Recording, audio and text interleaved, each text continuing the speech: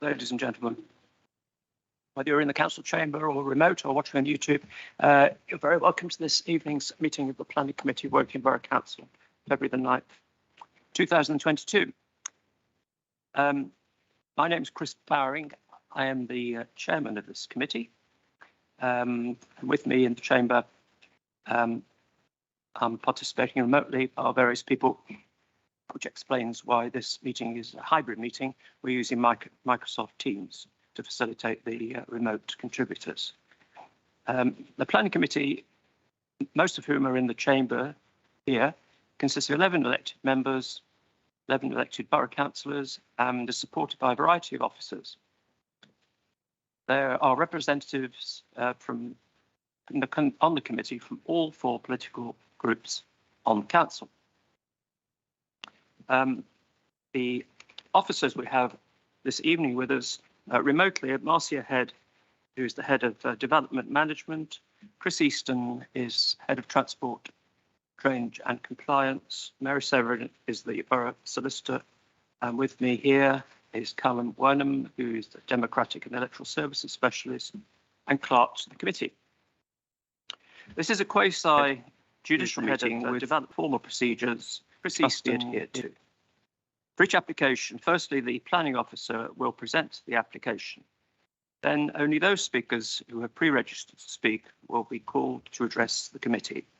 No one else, including borough councillors, town and parish councillors, agents, applicants, objectors, supporters, are permitted to address the committee, ask questions, interrupt or disrupt the meeting. But everyone has had a chance to comment on the applications through the normal consultation process.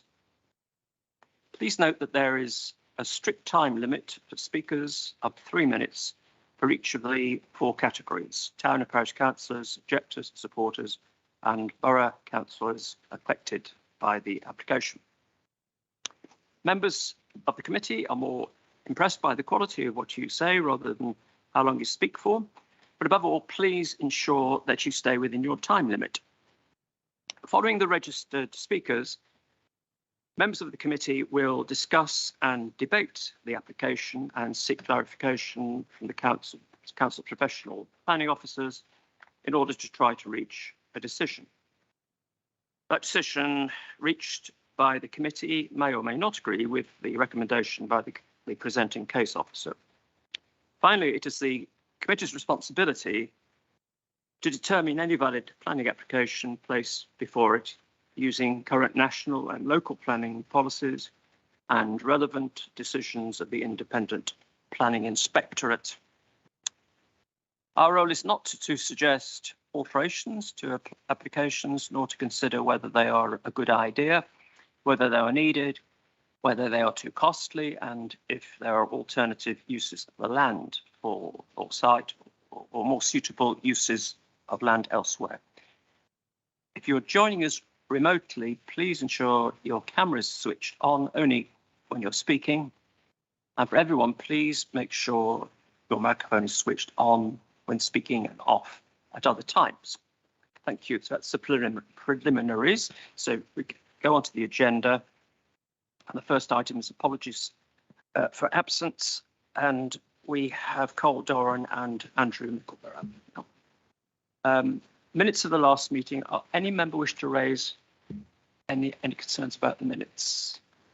I don't see anybody, so I will sign those.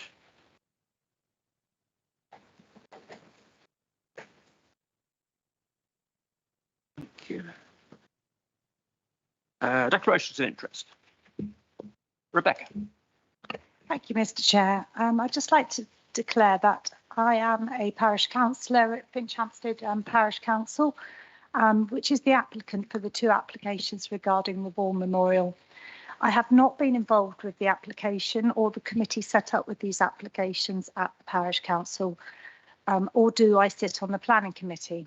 I come to this evening's Planning Committee with an open mind, and I will listen to all representations from public speakers, planning officers and members of the committee prior to coming to any conclusion on either of these applications. Thank you, Rebecca. Moving on, applications to be deferred. In fact, the next item, number 213796, has been withdrawn.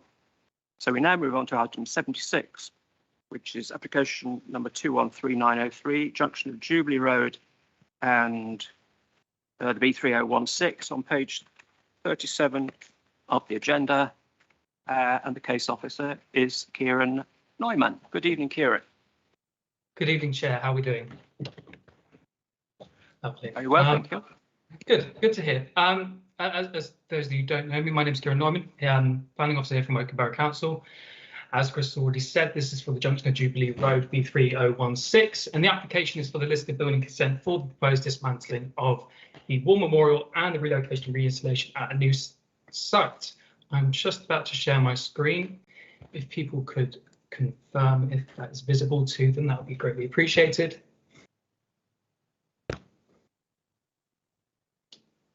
Can everybody see that? Yes, we can see that, Kieran. Thank you. Brilliant. Thank you very much. Just a quick disclaimer to start this off. We are aware there are two applications related to the War Memorial. The first is for the dismantling. This application specifically relates to proposed removal only.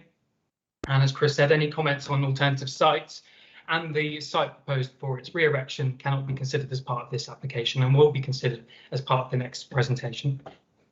It is also acknowledged that multiple additional representations have been received in recent days. These have been addressed and circulated to the members prior to full consideration prior to this evening.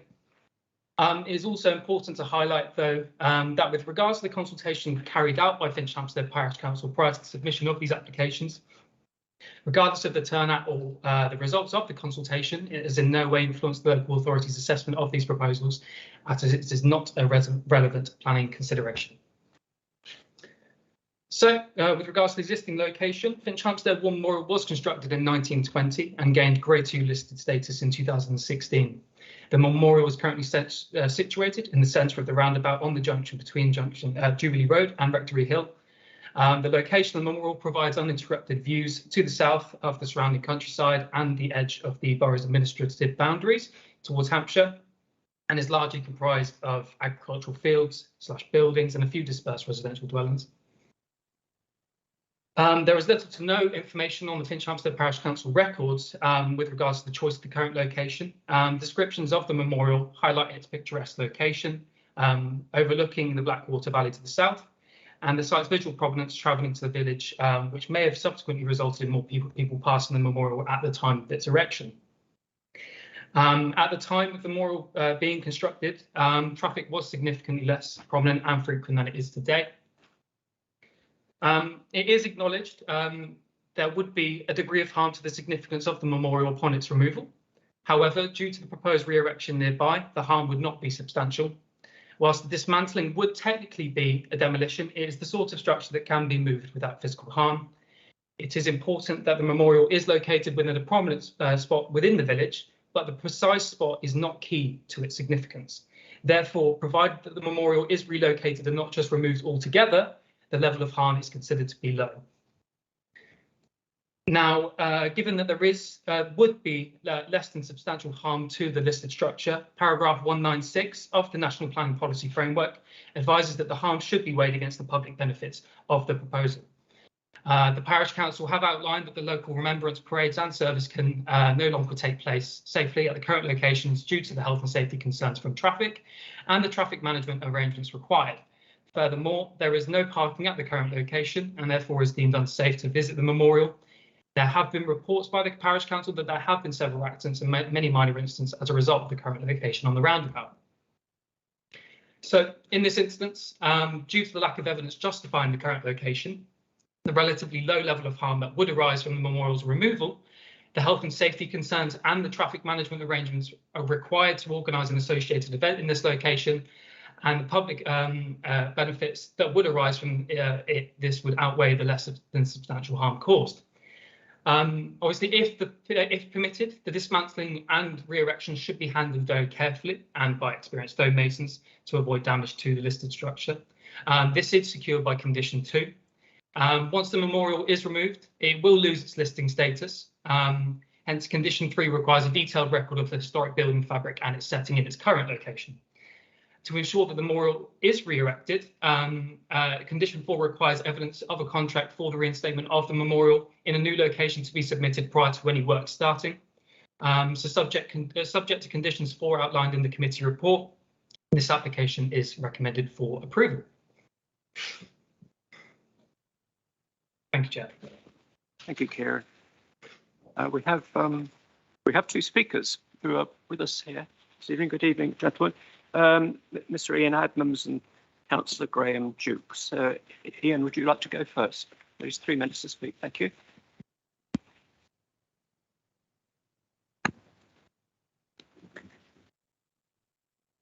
I maintain that the reasons stated by the Parish Council for relocation of the memorial are not relevant. They claim that no significant improvement can be made to the junction whilst keeping the memorial in its current location. I personally offered them one suggestion, which would control the traffic, safeguard the monument, and leave it where it is. They claim it's unsafe for the Armistice Day parade. The Royal British Legion Remembrance Parade Policy Update advises, please remember that a parade is not the remembrance event.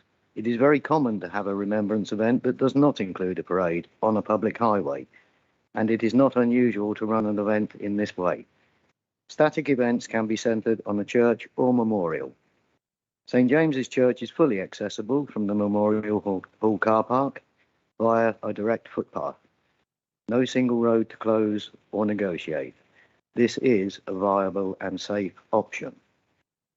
The Parish Council survey of the local residents claim 89% of respondents supported the plan to relocate the memorial, and people smarter than me have pointed out in their arguments the flaws and the bias in these mathematics. However, if I take those on board, currently there is showing a 90.1% respondents are opposed to this planning application. As for the monument itself, it's designated jointly both as a war memorial and as a wayside cross.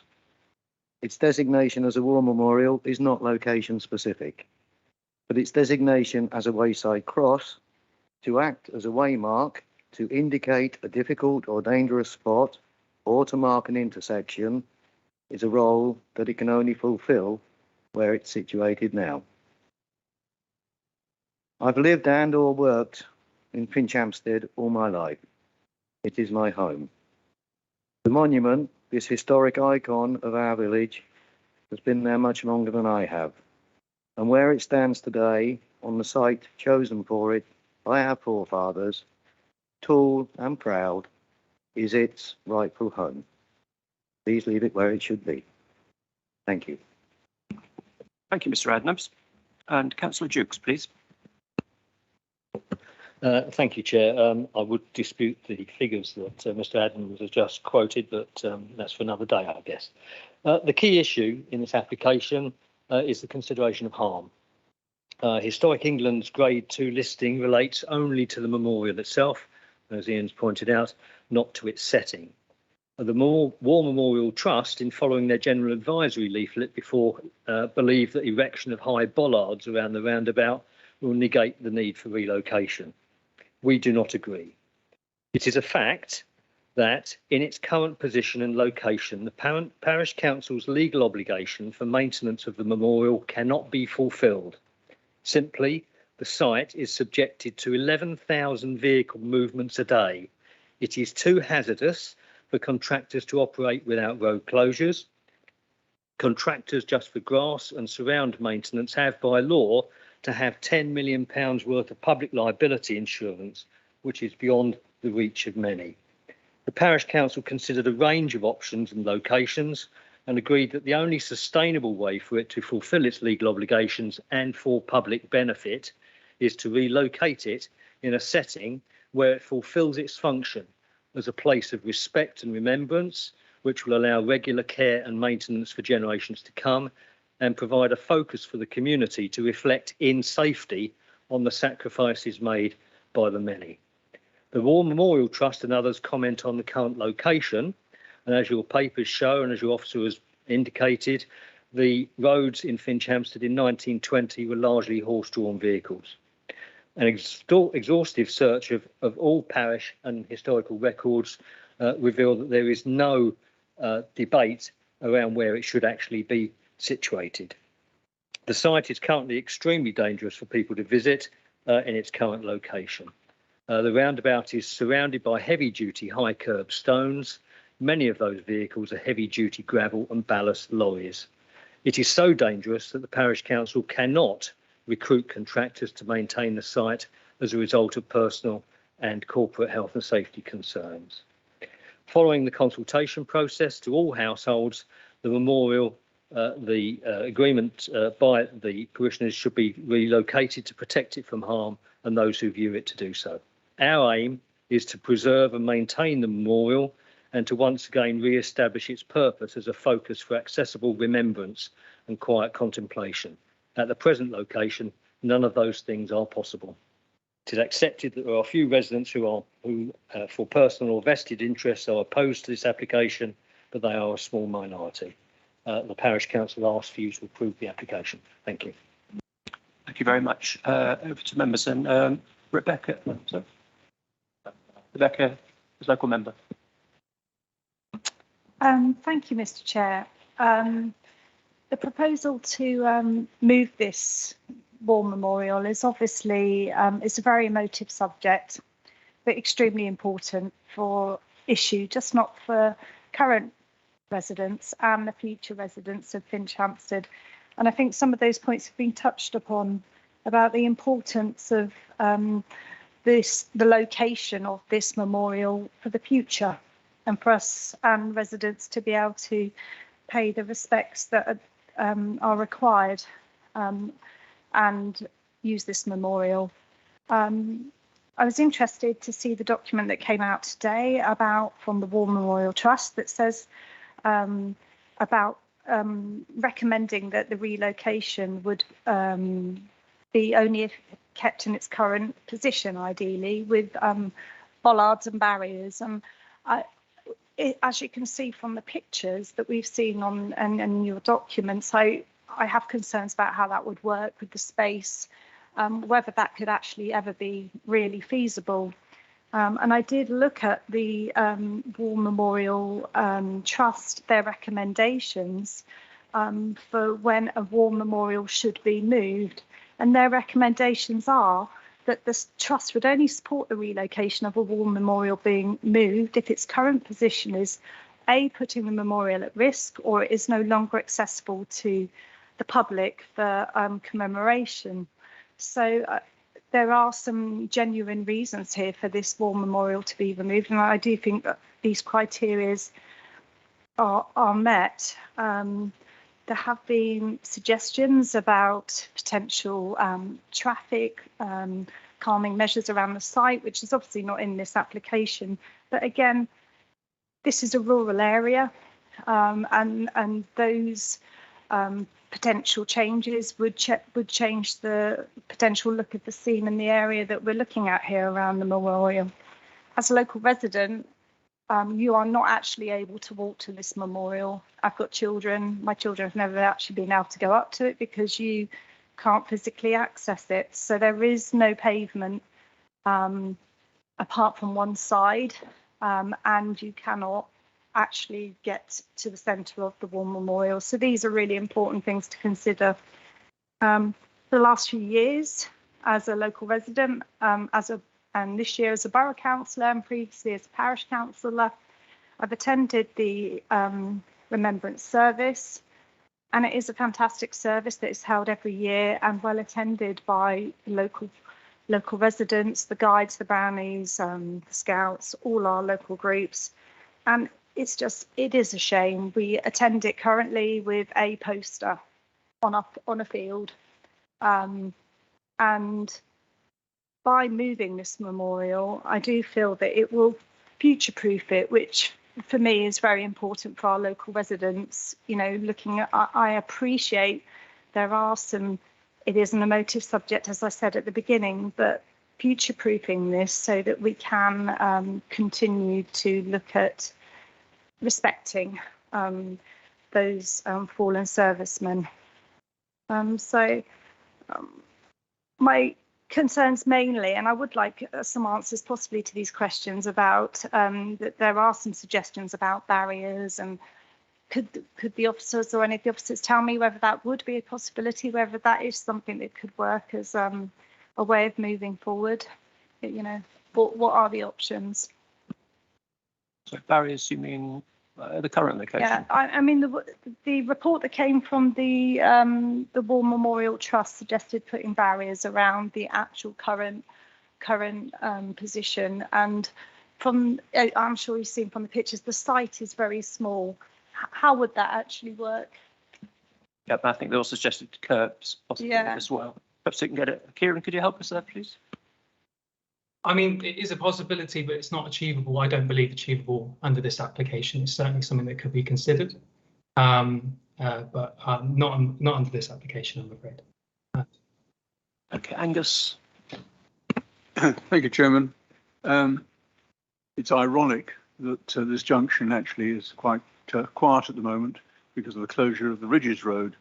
But normally, all three ways from this junction are very heavily used. And even in the time that I've known the site, since 1980, when I moved to the area, the traffic amounts have increased exponentially. I can understand some of the concerns about it, but I mean, I've passed that junction many times, and I've never, other than on Remembrance Day, seen anybody risk themselves to cross the road to go and look at it. I'm sure some have, but it's not something that I would entertain lightly. Apart from that, there's no parking nearby. So I believe there is public benefit in the moving of this. It's a shame that the situation is so different from the 1920s when it was first erected. I don't see any practical way that it could meet what I believe should be that community's ability to respect, inspect, and visit their war memorial. Thank you, Chairman. Thank you, Angus. I just add myself the testimony of the parish council, I think, is very important. They are the eyes and ears locally. They are the elected experts. So I put a lot of weight on their views. Pauline. Thank you, Chairman. I'm genuinely torn by this. I actually cycled past it a couple of weeks ago because I went to go and have a look at the Ridges Road and how it was progressing. And at the moment, it is quite quiet, which is lovely. If you look at the pictures, part of the War Memorial is the iconic setting and the view. It's very prominent. And if you stand on the road by it, you can see right over the valley. And it's very, very obvious. Whilst I understand people want to parade there and meet there on Remembrance Day, and I understand that thing, I'm torn because that position was selected by people who were directly affected by the First World War. They picked that site. They were directly related to the people who were commemorated on that memorial. And I am very reluctant to see it moved just like a piece of street furniture to a more convenient location rather than respecting where people chose to put it when it was originally built. So I'm very, very torn. Kieran, what evidence is it that that the present location was actually chosen specifically in 1920? There was no specific evidence. Based on what I've been informed by Finch Hampstead Parish Council, really the only location was due to its picturesque appearance. I'm well aware that the appearance of it and the overlook onto Blackwater Valley is one of the key aspects of its setting. But I have said that the precise spot is not key to its significance. I do understand it was chosen by the people directly affected. But as Rebecca has said, the future proofing is probably overriding this inconvenience in this instance. Thank you. I can't read my notes. Oh, Sam. Sorry. Thank you, Chair. My question was more just clarifying some stats. I think Councillor Graham Dukes. I think there was a question around, you mentioned 89% of the residents support moving the monument, but were there 90.1% opposed it? So I just wanted to clarify which one was the correct stat.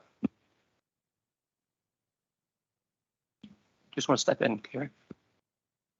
Well, the results, I'm not aware of the results. I did say at the start, and I hate to repeat, but the results of the consultation carried out by Finch Hampstead Parish Council has no influence on the determination of this scheme. We are simply looking at the removal of it, regardless of whether people were for or against it. That's not what we are technically considering in this instance. We are considering the impact on the listed building itself, and the consultation that was completed has no influence on the determination of this scheme. Okay, thank you, Gary. Gary? Thank you. I've lived in Arbfield for, I think, 37 years now, and I know that junction very, very well because I do use it quite a lot of the time now. In Arbfield, we had a memorial cross which we had to move because of the work that was going on the roundabout. And there were concerns, pretty much those all picked up by the War Memorial Trust. There's very similar issues about the moving of it, the condition of it, and the saving of the various materials involved and putting it back the way it was. And this was achieved very successfully. One of the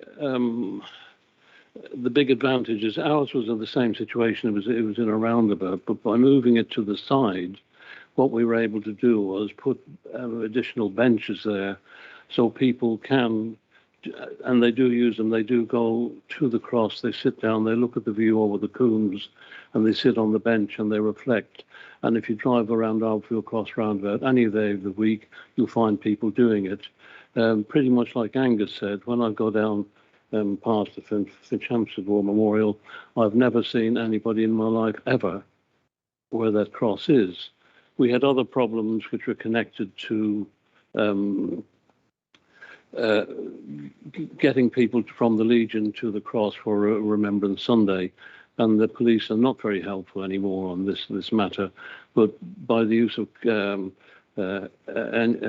highways companies, we're able to get the road closed and be able to do that. But so really, in a way, the existing location, although very, very nice, is not practical. The world has moved on since 1920, and 11,000 vehicles on that junction, and I have seen cars mounting the pavements there. I have a feeling from looking at it that the pavements are raised curbs anyway, so half of the suggestion of curbing as a solution has been dealt with, and it has not solved the problem. Sacrificial bollards, I think, would destroy the area, as would traffic lights. That would completely urbanize the junction and destroy whatever it was meant to be. The War Memorial Trust don't actually say they're against it. They make comments that they would not normally support it, but they do suggest that if it is moved, that the root systems of the nearby trees and overhanging vegetation should not be such that it would cause damage to the relocated War Memorial. And I think that's something we should look at maybe in the way of conditions. But I think the bottom line is that they say they want to reduce the risk to the fabric and to ensure the appropriate methods and materials are used in the reconstruction. And it's the same argument. If it's left where it is, the probability is it will get demolished by a vehicle at some point in time. Relocating it would solve that problem. Not the perfect solution, but I think relocating presents a much more logical and reasonable way forward, moving on from really 100 years ago, 1920 to now. And so I would think moving it has sense. Thank you. Thank you, Gary. Rochelle? As one of the 3 veterans in this room right now of forces, it's important to say that moving is probably not the very best idea, but it seems like it's the best idea for what is happening at this point in time. Remembrance Sunday is very important for a lot of people to remember all of the people, their relatives who passed during the war to keep us safe. And putting it in a safe place so no one's injured in the process is a very good idea, I believe. So I believe that we should be moving it. Thank you, Stephen. Joining the conversation so late in the day, so to speak, there's very little left for me to say. I think I can understand the argument about this being an historic site, selected for a good reason, and reluctance to see the war memorial moved. But I think the point has been made very effectively by Gary in particular, that the conditions that pertained in 1920 are no longer pertaining now. And to me, the thing that clinches this in favour of the application is the practical problems of maintaining the memorial as it is in its current location. It's clear that it's far from ideally located in terms of people visiting it, and it's clear that maintaining it and the work that needs to be done on it is actually quite dangerous for contractors to carry out. Hence, the parish council's concern that they're actually finding it very difficult to recruit anyone to do this maintenance work. So I think whatever the nostalgic reasons for wanting to keep this as it is, I think we have to face the practical reality that if it's not located, then it's not going to be maintained very effectively, and its usage, the intention that lay behind its siting is rather defeated. So I will be in favour of this application. Thank you. I see nobody else indicate. Bill. Thank you, Chairman. I'm a borough councillor representing Woodley, and just to show my interest in this, I think memory doesn't serve me too well, but going back about 6 years, I was one of 5 residents who were very interested in raising funds to build a war memorial in Woodley, which we were successful with. So we have a war memorial in Woodley. We had, when we were looking at this, great discussions over where that should be sited. It was sited in a very aptly named memorial ground. We had a memorial ground without a memorial, so it came quite naturally that we would ask for it to go in there. I will say now, each year on Remembrance Day, we are attracting in excess of 200, 250 people, and that's made up with schools, youth groups, members of the public, all who are now attending a memorial that they weren't able to attend before, because obviously there wasn't a memorial.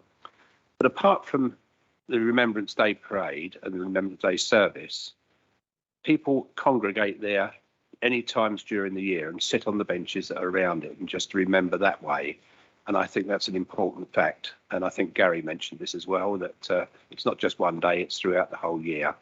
You wouldn't be able to do that where this war memorial is. And I think that's a great shame. And I think to make it more accessible for that purpose alone, it's a good move.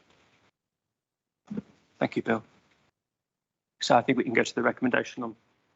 Oh, sorry, Gary. Yeah, just one point. I did say that perhaps there should be a way, and I can't quite think of the wording, of some sort of an advisory on that the vegetation and the root system, if we do agree to relocate it, that there is sufficient protection put in to give the cross its right protection. I can't think of the best words to use, but basically that's the thrust I would like to go. I think that would apply to the next planning application rather than this Okay, one. fine. Yeah, happy with that. Yep. Marcia, I think you wanted to come in.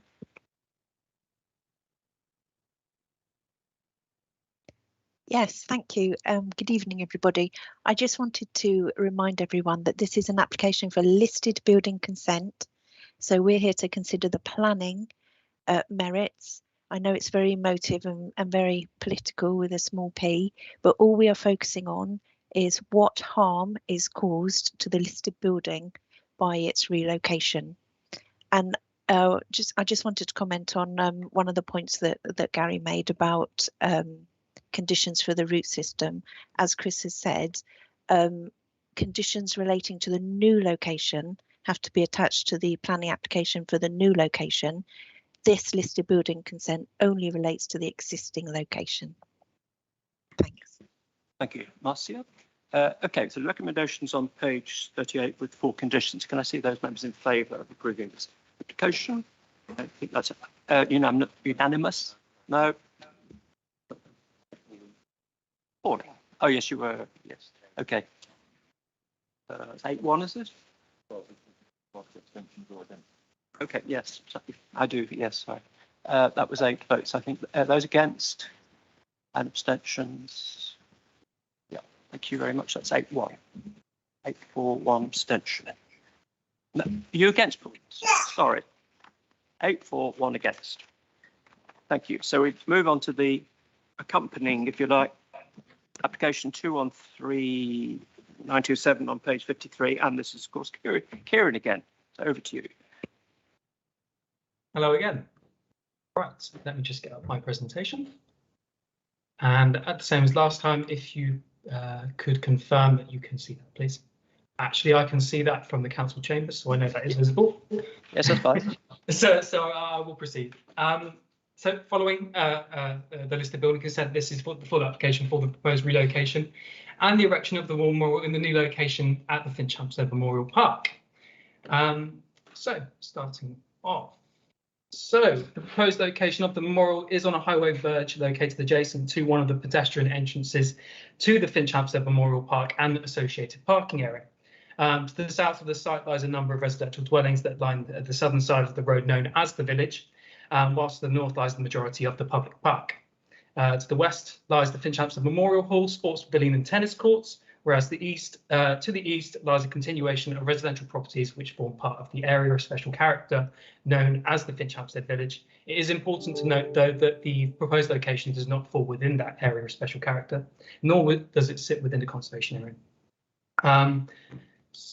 Just go on to the next one. So Finchampstead Memorial Park was purchased by the people of Finchampstead in 1946 to commemorate those lost in the 2 World Wars.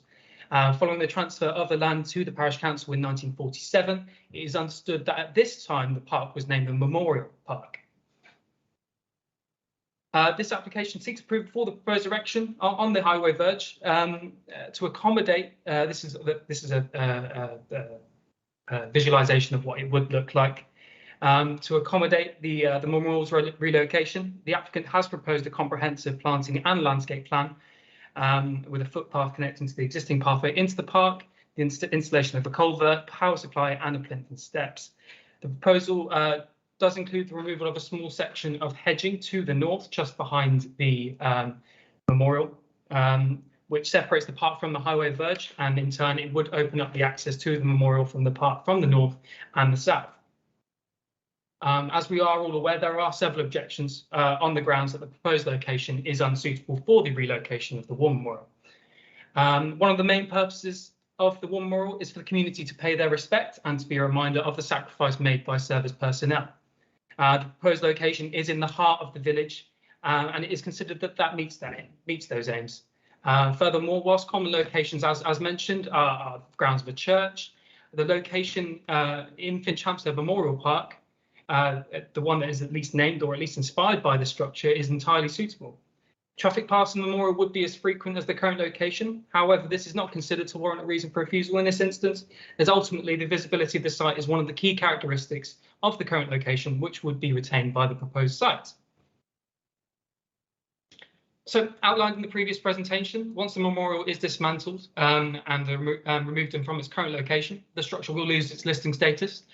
Condition 8 of the committee report requires an application for the listed status to be reapplied for once located. The act of dismantling, re-erection should be controlled as to avoid damage to the memorial. This is secured by conditions 4 to 6. So the northern side of the village is, with regards to the character of the area, sorry, apologies for that. The northern side of the village is largely comprised of open fields and recreational facilities, and significantly contributes to the distinctive open and verdant feel of Finchampstead Village. The memorial, associated landscaping and infrastructure would have a footprint of approximately 175 square metres. The structure itself is approximately 4.7 metres tall, including the plinth and steps, but its general visual prominence is not considered to be overbearing or dominating within the largely rural and open surroundings. Rather than being at odds with the prevailing character of the village, it is considered that it positively enhances the visual amenities and overall character of the memorial park. Furthermore, the landscaping plans submitted in support of this application are considered to positively enhance the historic importance of the structure itself. So access go. So the proposed landscaping facilities facilitates multiple access points and ample space to congregate for annual remembrance events, as well as general attendance at other times of the year. WBC Highways have raised no objections to proposals on highway safety grounds and considered the proposals to be safely designed. The presence of the small car park immediately east of the site and the memorial car park situated just east of this would be sufficient enough, and is considered sufficient enough by Highways to accommodate a significant number of users of the park during events, provided that they're the ones by car, and there would be people that come by foot too. In terms of the impact on the adjacent trees and vegetation, the Tree and Landscape Officer has concluded that the mitigation, landscaping and turfing proposals are acceptable in assistance and comply with the relevant policies. It is important to highlight, this was included in the supplementary agenda, that there has been an update to paragraph 17 of the committee report, where the applicant proposed to remove a small section of the hedgerow, which is not considered to adversely impact the visual amenity of the park. A member of the Finch Hampstead Memorial Park Committee has outlined that they do not consider they were consulted regarding this. However, the hedge proposed to be removed is not protected, and therefore the council are within their rights to remove without prior notification or permission. It is noted that the lack of consultation is contested by the parish council. However, the communications between two outside organisations in connection with the issue surrounding the hedgerow are not relevant to the planning authority's consideration of this application. In summary, despite the harm that would result in the relocation, the resiting of it in the heart of the village and adjacent to the Finch Hampstead Memorial Park is completely suitable and justified in our opinion. One of the main purposes of the memorial, as stated, is for the community to pay their respect and to be a reminder of the sacrifice made by service personnel, and we believe that the new location completely meets those aims. The accessibility and overall safety compared to the existing location, which will be experienced when visiting the memorial, would be greatly improved, and the proposed landscaping plans would actively enhance both the park it will be situated in and the prevailing character of the area. So, subject to conditions 1 to 8 outlined in the committee report, this application is also recommended for approval. Thank you. Thank you, Kieran. We have the same two speakers, Mr. Adams, Mr. Jukes. Mr. Adams, would you like to speak again? Thank you. Thank you, Mr. Chairman. I didn't know that I'd be speaking on this issue until very late on, so I haven't very much prepared for it. Your item 77, paragraph 17. Parish Council are within their rights to remove the hedge without prior notification or permission. I'm Vice Chairman of the Finch Hampstead Park Management Committee, which is the organisation of trustees who manage the day-to-day running of the Memorial Park. And frankly, if we'd have known that the Parish Council were just going to walk in and do it because they could, we wouldn't have wasted so much time discussing it at a meeting. It is still ongoing at meeting discussions. And for me, that absolutely typifies the entire Parish Council's attitude towards this whole thing. We have decided, we have dubious facts and figures based on a survey that was a generalisation and not a specific. No subsequent survey has been taken. People talking to me about the relocation and resiting of the memorial do not like this particular venue as a place to put it. They do not feel it's appropriate. You're taking it from one busy road and putting it right next to another busy road. Quiet contemplation is no more accessible there than it is where it is. What more can I say? People in the village talking to me, if it is to be moved at all, would prefer to see it go to the church, where there is a triangle in the front of the church. There's adequate parking, adequate amenities. The War Memorials Trust recommend that that anybody moving a war memorial should hire a conservation accredited architect. The Parish Council have chosen to employ a landscape architect. I don't know the difference, but I'm guessing that one of them knows it's not a good idea to stick a war memorial under 2 trees and the other one does. Just my guess. I don't know. I think the parish council should now go to the village again, ask them, what is your preferred site? We think here's best. What do you think? And I think this whole thing needs to be put to the people again, because if you're going to represent the people, you've got to ask them. You've got to take on board their views, because they're the people that it matters to, and they're the people that you are representing. Thank you. Thank you, Mr. Adams. And Councillor Dukes. Thank you, Chairman. Can I just pick up on a couple of things? The first is the point that Ian has made about the hedge, not material to this particular application, but we are in full discussion and will be in full discussion. We will not remove that hedge without discussion and debate with the management committee. The gentleman over there on the left asked about the survey. The actual survey was circulated to 5,500 households between June, late June and the end of July 2021. We had 596 responses, 529, that's 89% of those responding agreed with the proposal to remove the memorial from its current site and relocate it to the verge adjacent to the memorial park of the village.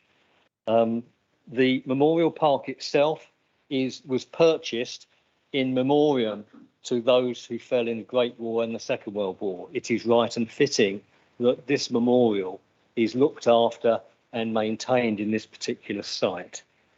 Each year, residents gather, as you've heard, and we gather in front of a photograph in the memorial park of the memorial that we can't visit because the police won't allow us to close the roads. Prior to the consultation process, the parish council drew up detailed plans and considered 4 separate locations. One of them was the church. We discussed it with the church, we discussed it with a number of people, and we agreed, following on from the discussion of those detailed locations, that that was the most appropriate place for a war memorial to go, given the guidance by the War Memorial Trust in terms of the visibility of war memorials in this land. We have been in discussion with WBC about the potential transfer of the land in question to the parish. We have, in answer to the question of the gentleman over here on my left, about root treatment and tree treatment. That's why we've chosen an arborealist to actually help us to actually design and maintain that particular site, because it is for the protection of the war memorial, but also the plants and the trees around it. The relocation site will allow visibility of the memorial from those passing on the road, a safe space for those who wish to visit the memorial, and a safe venue for the remembrance service to take place each year. I request that the application be accepted. Thank you, Chairman. Thank you. Just before I come to members, Mr. Adams mentioned that the architect, whether it was a suitable person. There's a contract that's required in conditions. Does that involve an architect, Kieran? Marcy, could I pass this one to you, please? Pardon? Yes, yeah, that's fine. I can answer that one. The contract is to ensure that the landowner in the new location will agree to it being erected on their land, and I think it's highway verge, and so it's work on the highway, which the Highway Authority will need to consent to, and we want to see details of that contract before it is removed from its current location, because we want to ensure that it actually can be erected in the new location, and we want some documentary proof that it can be re-erected before it is taken down. But the conditions attached to the listed building consent that you've just approved, they do require a methodology of how it's going to be transported, so how it's going to be wrapped up and transported, to ensure that it doesn't come to any harm. And that would require suitable technicians to be in charge of that. Yes, a detailed schedule of how it's going to happen. Thank you, Marcia. Come to you, Rebecca, again, local member. Thank you, Chair. I don't really feel like there's a lot more I can add to this from what I have heard. I did have a few concerns, and they are as well, I think, something that Gary Cowns has raised as well about the with moving the memorial, about whether there would be the conditions in the maintenance with the potentially overhanging trees. So that's maybe a question that I could have answered, please. Overhanging trees? We could certainly add an informative to say that we want to see written into the contract that the landowner will permit staff to go onto their land and carry out maintenance works. So we could certainly include an informative that we want that addressed within the contract. Thank you. That would provide some reassurance. Thank you. If we approve, would members be happy with that informative? Yeah, I don't see anybody objecting to that. Stephen, we get in first. How kind. Thank you very much. It's the virtue of putting your hand up and being seen. Thank you very much. Well, I've got more of an insight after hearing the speakers of the way in which this is very clearly a matter of local contention. And I do appreciate that, and I appreciate that this is a delicate issue. But I think we, as members of the Borough Council's Planning Committee, have to assess this purely in planning terms. It's not our role to get drawn into that local debate. And purely in planning terms, this would seem to me to be a location that is appropriate. There may be other appropriate locations, but we're not asked to judge that. We're asked to judge whether this location is appropriate. And it would seem to me that it is. It clearly is now a site that can be visited by members of the public. There is parking nearby. There is the ability to be able to visit this site in safety without risk to life and limb. At this site, the memorial could be maintained, again, without any risk to contractors.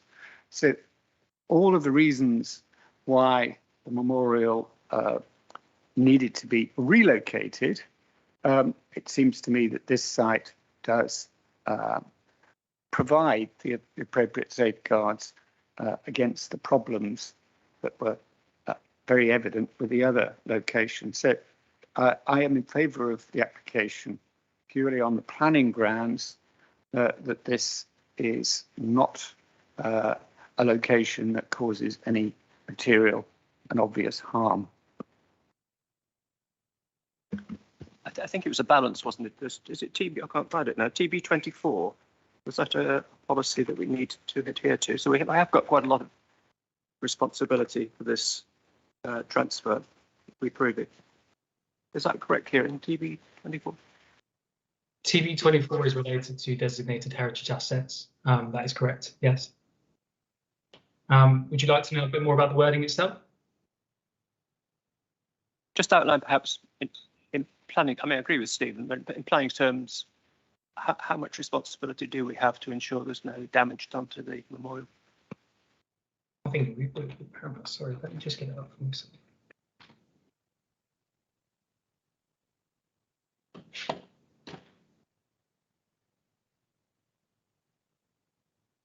So, keeping section 3.119, keeping historic buildings in good repair, and where possible in their existing use to keep the preservation. If a building being allowed to deteriorate, then the council may take action to secure its repair. I think there's not really much else to say, except for the council is also responsible for maintaining the programme of its protection. Apart from that, I'm not really sure what else to add there, Master. Is there anything else you would like to include? I think that's fine. Well, if I could just add, once the memorial is removed, it is no longer a listed building. That's not to say we don't want to look after it, we do. But if I can just remind you of the wording of the condition attached to the listed building consent, it says prior to the commencement of development, a method statement, including scale drawings, timetable for the works, should be submitted and agreed by the local planning authority. It should include details of how it will be carefully dismantled, how and where it is to be stored temporarily if necessary, how it is to be transported to the storage area or the new location, any proposed renovation, how it is to be re-erected on the site. So we are expecting a very detailed scheme to tell us how it is going to be looked after during transportation. Thank you, Marcia. Rochelle. I'd like to suggest an informative to include a bench for people who want to think about their relatives who have died serving king and country, queen and country completely during all the wars that we have fought in various places. I think that was already put forward. That's a future intention somewhere. Is that right? I don't believe it was, but I don't believe that could be secured by an informative. It is an advisory, but I'm not sure if this would be able to be dealt with outside of planning permission in this instance. It does mention wooden benches somewhere. I didn't see one of the wooden benches, that's why I was suggesting a bench. We can put that as an informative. Okay. Right. I'm happy with that. In the event of approving. Was that? Yep. Maureen? Just for my education, what if this application was refused with the previous one having been approved, what would happen? I don't think it'll do very much if we do that. Is that right? Just to remind you that we are expecting a contract to show that it can and will be re-erected in its new location. So if in the event this application is refused, they cannot go ahead and just take it down in accordance with the listed building consent, because they can't take it down until they have secured a contract and submitted it to us to approve. I mean, that's not to say that they couldn't submit other applications for other locations if they wanted to, but they will not be able to take it down until we have seen and approved that contract. Thank you. Rochelle, was that your only point? So Angus. Yes. Thank you, Chairman. Just picking up the point about the benches. My concern is if we did put something, it's outside the red line area of this application. I'm not sure if that would affect us being able to put that in.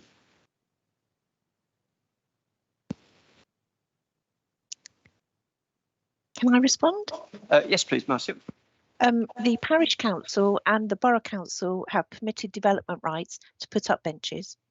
So if everybody was agreed that that should happen, then that wouldn't need planning permission, and we wouldn't have to have an application for that. Okay, just on the whole application, I think it's interesting that a scenario just like this was presented by Bill for what was done in Woodley. And as as Stephen said, we're not asked by this to look at any other site. We're just considering whether this site would be appropriate. And it's up to others whether they would carry that out. I think one of the benefits of this site and one of the difficulties of the current site, this road is busy, but it's definitely not nearly as busy as the two roads that meet at the current site.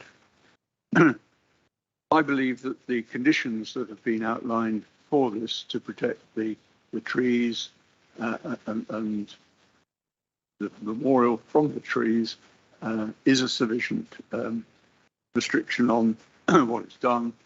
So it would seem to me that this application should be supported.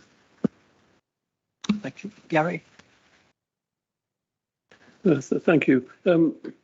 Marcia will probably get the wording I'm trying to think of along the lines of an advisory on root structure and tree foliage is maintained so as to protect the memorial cross. And that's the sort of words I'm thinking along the lines of. It's not in the interest of the parish council, or it's not in the interest of anybody connected with a war memorial to allow something to happen to it that could damage it in any sort of way. So I think, although it's an advisory, it'd be just something very loosely, because I know it would everybody's intention to maintain it as best they could. The point on quiet contemplation is an interesting one, in the sense that the Arbfield Cross Memorial is on a junction, a five-way roundabout junction, very, very busy. Yet people do sit there and they do contemplate. It may not be quiet, but they are contemplating, because that's the purpose of going there, which they certainly can't do in its current location. The other thing as well, with respect to the parish council did say they are right in getting an arborist to look at the potential location, the new location for it, because that's quite appropriate, allowing for the fact that there are trees and hedges there that need to be, and root structure that need to be looked into. So that's very appropriate. But in the case of Arbfield, when we moved the cross, because it's a listed building, there was quite a complicated agreement with the borough. They had to set up with the borough council, and they had to use qualified engineering type people who are capable of moving and restoring and reinstalling and engraving where necessary into large granite pieces to get the cross into the new place. So it's not a case of picking it up and moving it. Once that decision is taken and the location has been formalised, there will have to be proper engineering company to come in and do the work. So it's not an arborist who'll do the work. It will be somebody who's a proper skilled mason and skilled in this type of work. So with all that in mind, I would be supportive of this application. Thank you. Thank you, Gary. Rochelle? No, not Rochelle. No. Oh, sorry, Mr. Adams, you've had your hand up for a while, I think. Thank you, Mr. Chairman. Just one very small point there. The car park that you're all offering to be used for people to park in to visit the monument is actually a private car park. Okay. Just make that point, please. It's not a public car park. Right. The car park's not in the red line, was it? I don't think.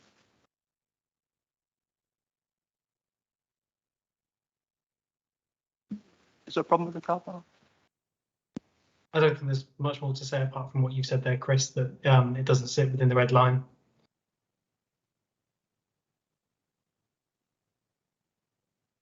Sorry, Charlie. Gary, we've already agreed and informative about protecting, if we prove this, protecting the memorial from overhanging trees. Going back to what Rebecca said. Is that, that's fine. That? Thank you. Yeah. Okay. Does anybody else have this? Pauline. Just a very small point. I wasn't intending to speak on this one before, but this is fundamentally different from the Woodley Memorial. The Woodley Memorial was a new memorial in a new park. This is an existing listed building being moved to a new location, so it's not the same at all. Okay, thank you. Nobody else wishes to speak? No alternative proposal. Go to the recommendation on page 54. We have an extra informative. Did we get the wording for that? Do we have some wording, Kieran or Marcia? Yeah, so the first informative relates to the contract, and we want that to include details of maintenance and any tree works that could be required in the future. And the second informative is, if possible, to provide a bench. Okay, thank you. Is that clear? So with those two additional informatives, let's can see those in favour of approving the application, please. 8 in favour, and those against? 1. And no abstentions. Thank you very much. So move on to the last. That application is approved. We move on to the last application on page 85, which is Q13380, Walcombe Nurseries, Basingstoke Road, Swallowfield. And the case officer is Sanjiti. Good evening, Sanjiti. Good evening, Chair. Thank you very much.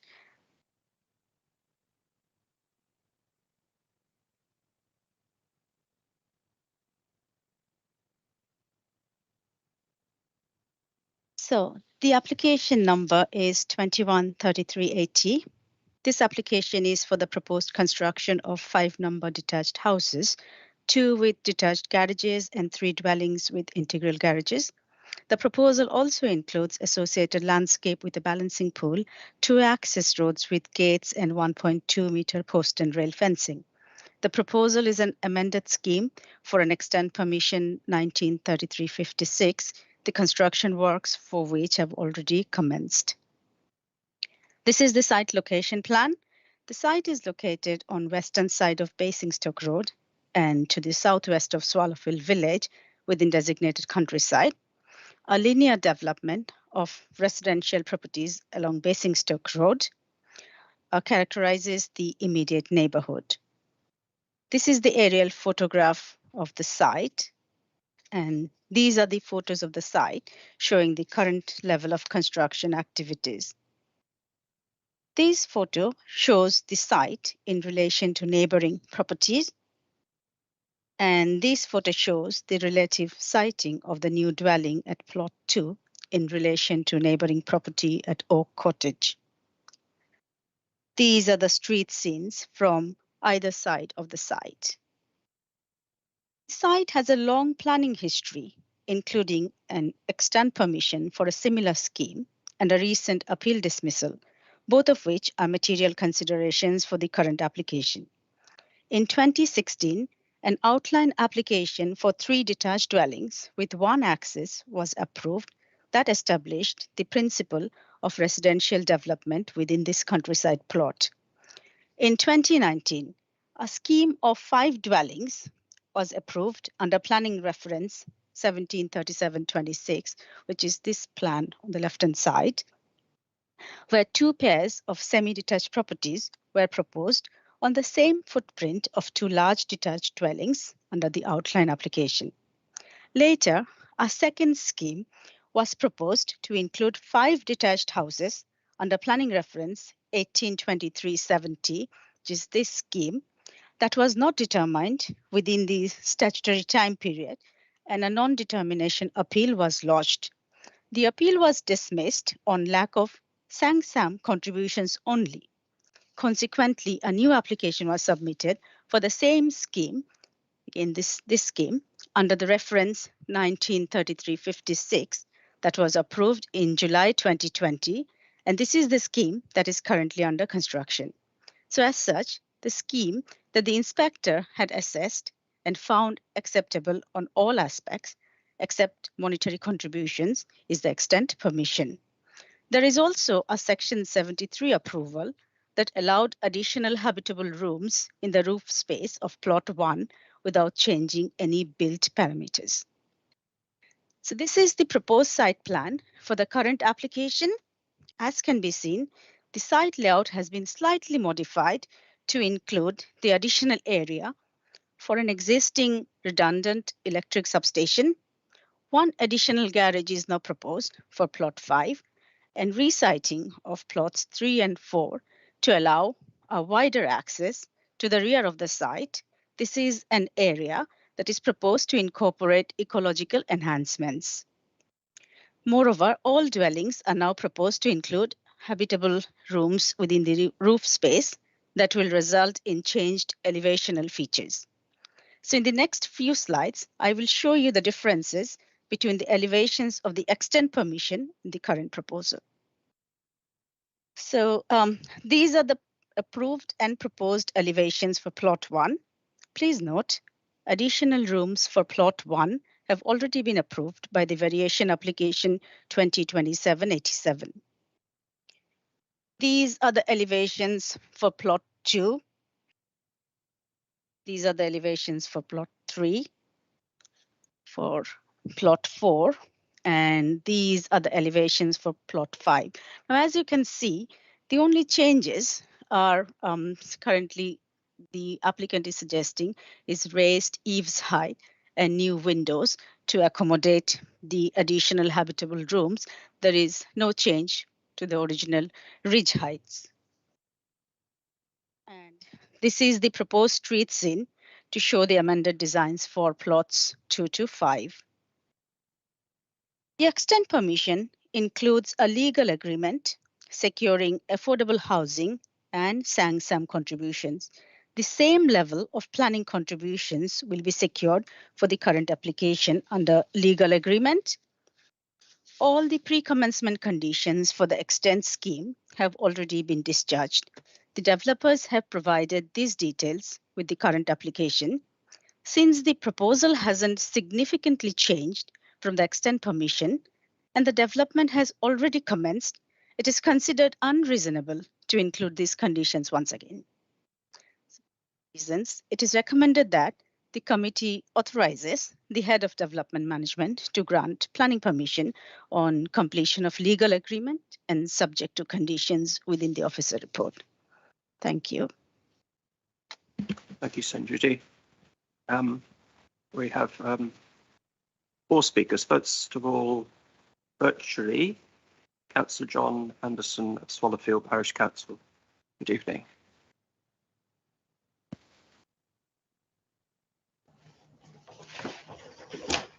Thank you, Chair. I'm the Chairman of Swallowfield Parish Council, and I speak on their behalf to object to this application. 3-storey houses are not a feature of our rural parish, even within our settlements, let alone in a countryside setting. And notwithstanding that the houses are indeed set back from the road, they will be in a slightly elevated position, and they will occupy centre stage in the view from the wide site entrance. The full ridge height of some front-facing gables and the additional level of windows, including a dormer, unlike plot 1, which has Velux windows in the normal roof, on each of these houses will be highly prominent in my view. And I think that's clear from the illustration that you were shown. It will give the appearance of a row of 4 tall, large townhouses plonked in the middle of a field. This would look horribly incongruous, in my opinion, when viewed from the public realm, and is inappropriate in this countryside setting. I want also to highlight the planning history a little more. An outline application originally for 3 houses was granted permission in 2016. The Parish Council at that time supported that application as a pragmatic alternative to the development of a busy garden centre. The recommendation for that approval was an on-balance choice, according to the Planning Officer's report, and the Planning Committee was divided about it at the time. I recall that the decision to approve was not unanimous. A condition was applied on that approval to restrict even permitted development rights, ostensibly to safeguard the character of the countryside and neighbouring amenities by preventing any increase in the scope of the development. A similar condition has been retained in all subsequent approvals, but apparently ignored, and successive applications substantially increasing the scope of the development have been approved. First, an application for 5 dwellings was approved, and then the plans were developed further to add a separate driveway and entrance for the large detached house on plot 1. This current application is yet another attempt to increase the scope of development on the site, taking it well beyond the original intent for this countryside location. It will further harm the character of the area and be detrimental to the amenity of the neighbours flanking the entrance through overlooking. This is quite simply a step too far, and I urge the committee to draw a line and refuse this application. Thank you, Chair. Thank you very much. And now we have Lisa Burns-Peake, please. Good evening. Good evening, everyone. Thank you for allowing me to speak. I echo John's sounds. Oh, you're a little difficult to hear, I'm afraid. Oh gosh, is that any better? You sound like a Dalek, I'm afraid, at the moment. Is that any better? No, I'm seeing from your faces, potentially not. Does that help at all? Not particularly. Do you have a microphone you could plug in, like a pair of headphones, perhaps?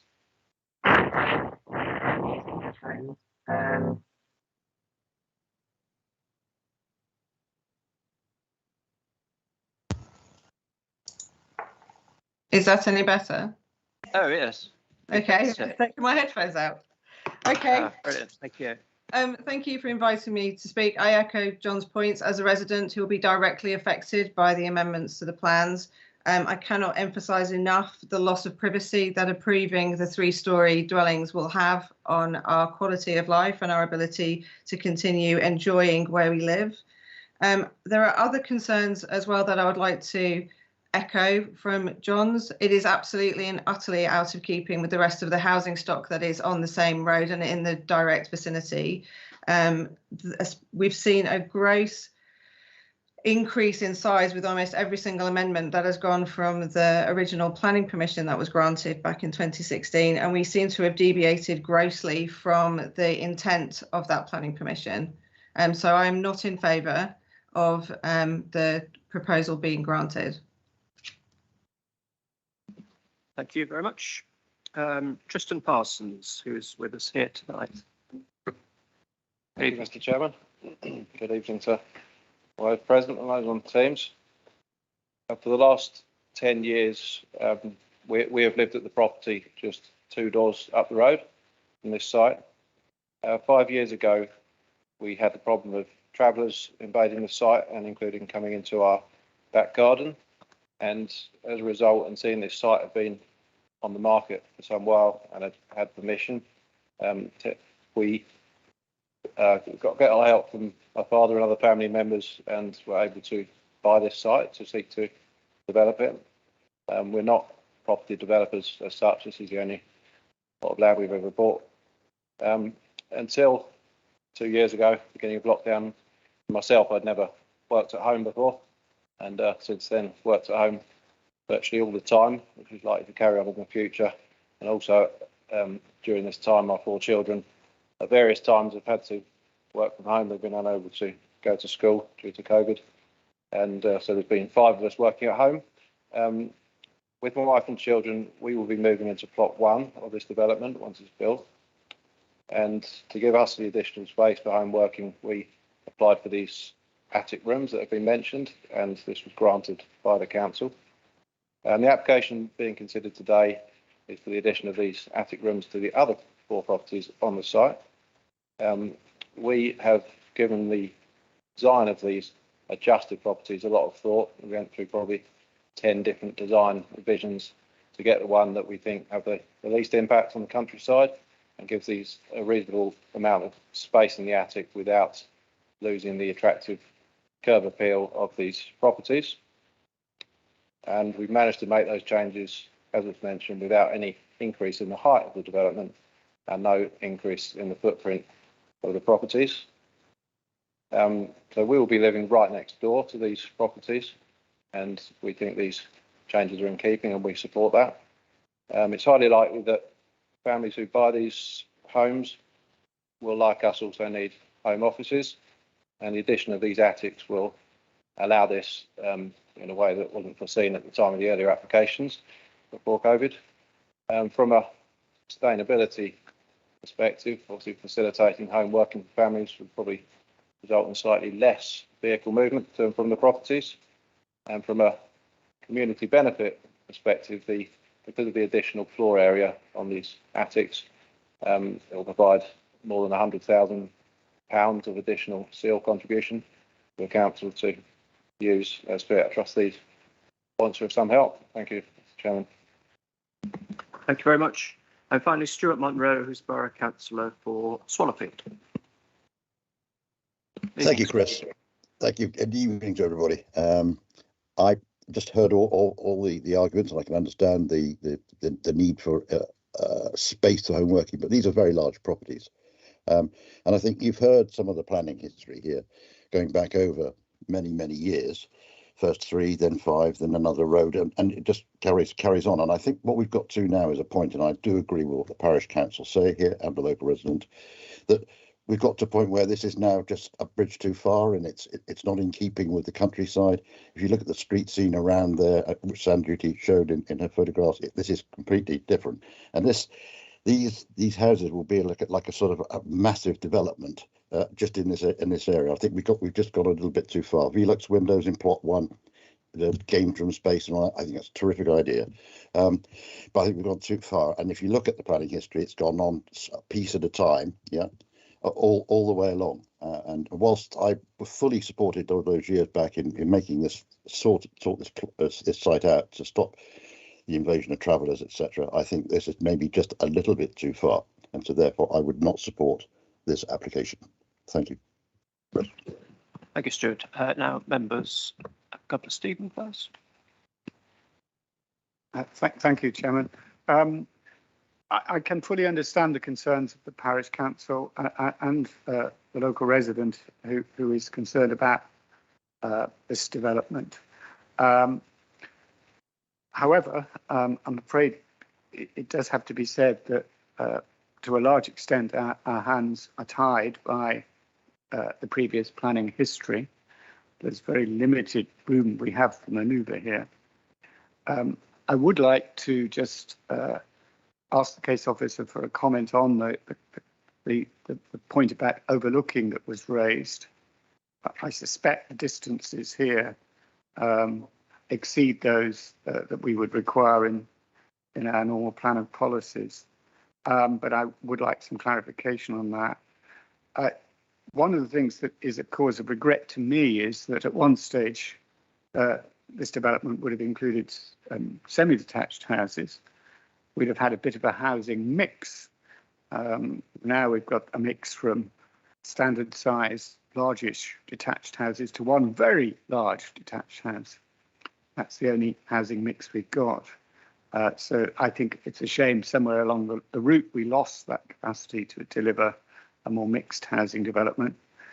But as I said at the beginning, to a very large extent, I think our hands are tied by the planning history. But I would welcome some clarification on the question of overlooking that was raised. Yeah, I think that's Lisa Burns' peak. I'm from our own home, I think. I'm not sure. I think it's 100 metres away or something. Is that right? Yeah, so I have to be honest, we were quite surprised when construction started. The house is a lot, so plot 1 is directly behind our home. It's a lot closer than we were expecting, and there really is a huge invasion of our privacy. It overlooks directly into our bedroom, into 2 of the bedrooms actually in our house, as well as overlooking the garden.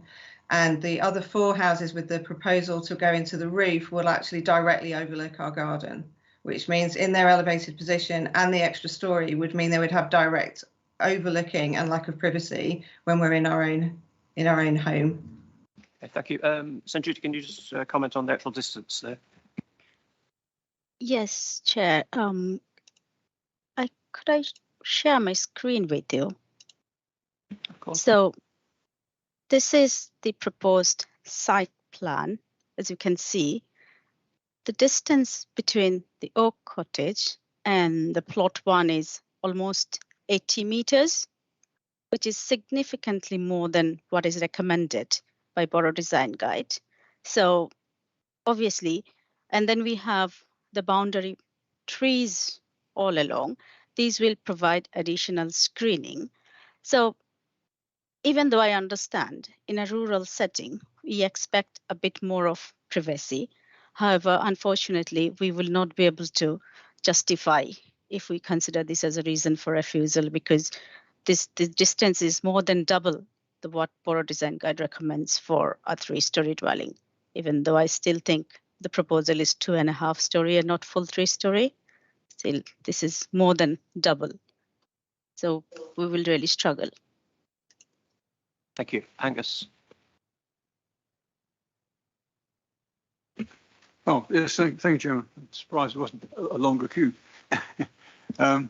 This site has dogged my life on the council right from the days when it was an active garden centre, and I think there's 2 pages of the agenda to take in all the applications there's been, and I suppose we must hope that this is the last.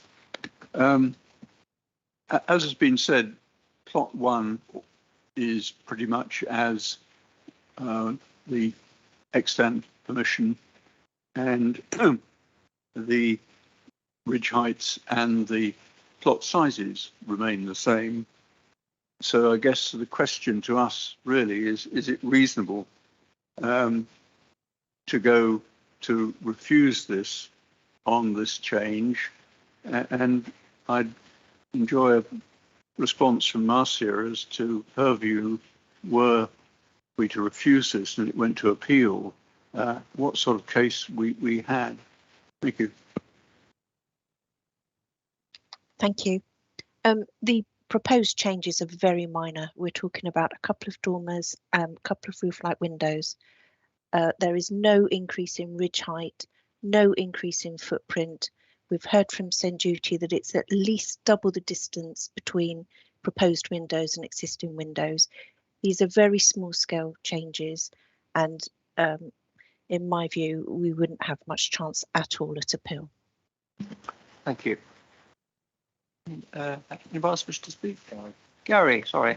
I think, yeah, I'd actually go along with Stephen on this. I think our hands are tied. Angus really picks up on the same point.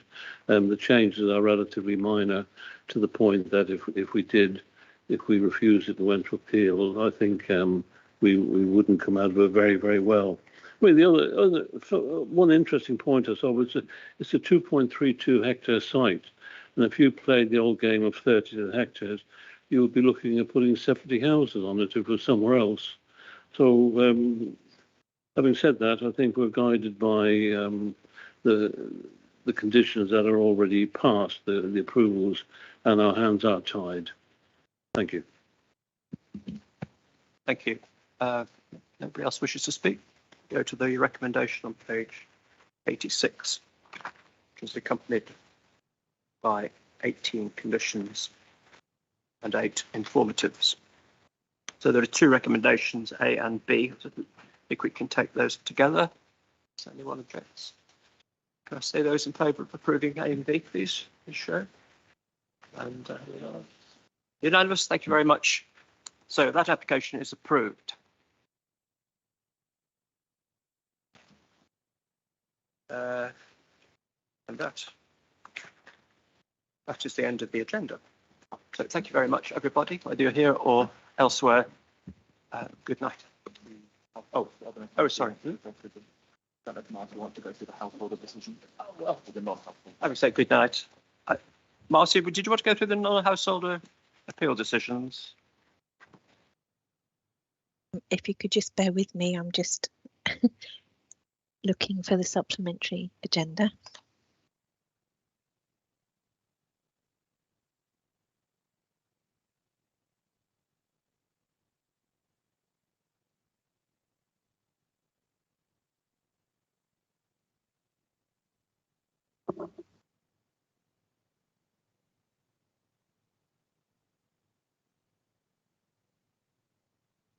Sorry, I'm just opening it.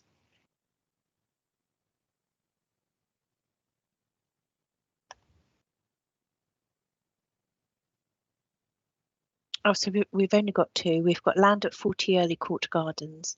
So that related to an enforcement appeal where the householder was holding lessons for children in the outbuilding, and the enforcement notice was served on the basis that it caused a disturbance to local residents. Unfortunately, no local residents attended the appeal. The inspector approved it, but only for 1 year. So even though the appeal was allowed, I think we were robbed really. It hasn't really been allowed. It's only been allowed for another year, and then the use has to cease. And then the second application, Broadwater Lanehurst, installation of a monopole, that was very harmful to the character of the area, and so that appeal was dismissed. Okay, thank you very much, Marcia. So that is the end of the meeting. So good night, everyone.